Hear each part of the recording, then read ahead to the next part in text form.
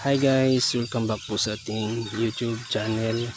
Ngayon naman sa video natin ay mayroon lang tayong gagawin guys. Ipipix lang natin ito kasi may biyak yung PE hose. So ayan, kikita nyo guys, yan, may tagas.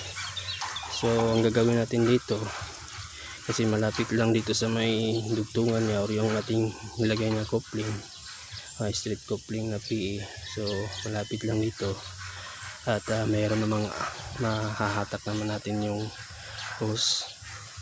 So yan, mahaba naman yun guys.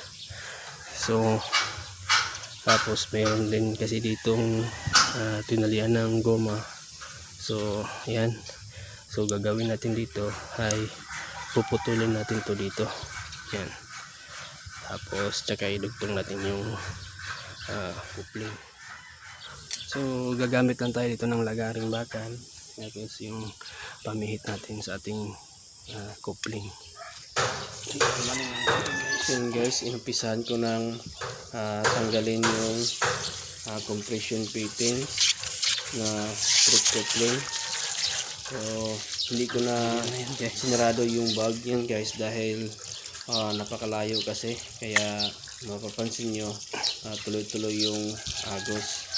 So hindi naman talagang gaano malakas yung pressure, kaya hinayaan ko lang. So ayan, galing lang natin ito.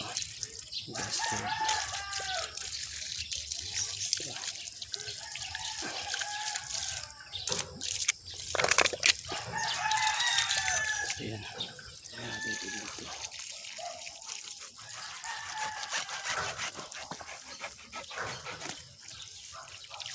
So ayan guys, ayan natin.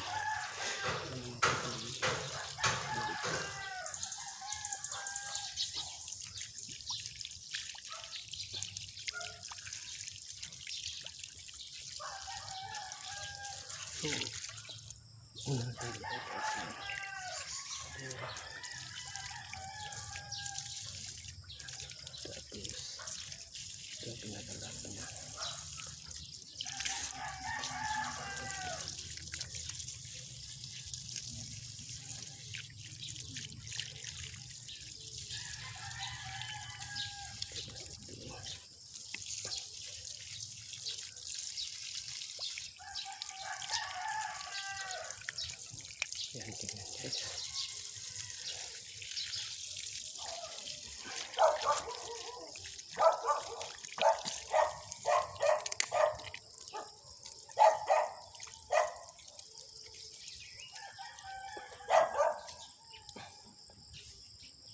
So yun guys, tapos na nating ma-fix yung tumatagas doon sa ating PE hose. So yan, so pinutol lang natin yung PE hose, tsaka dinugtong naman natin ulit doon sa ating PE na street coupling. So yung size naman yan guys ay 1/2. So kung may katanungan man kayo sa ating video, so paki-comment na lang po at ating pag-usapan yan.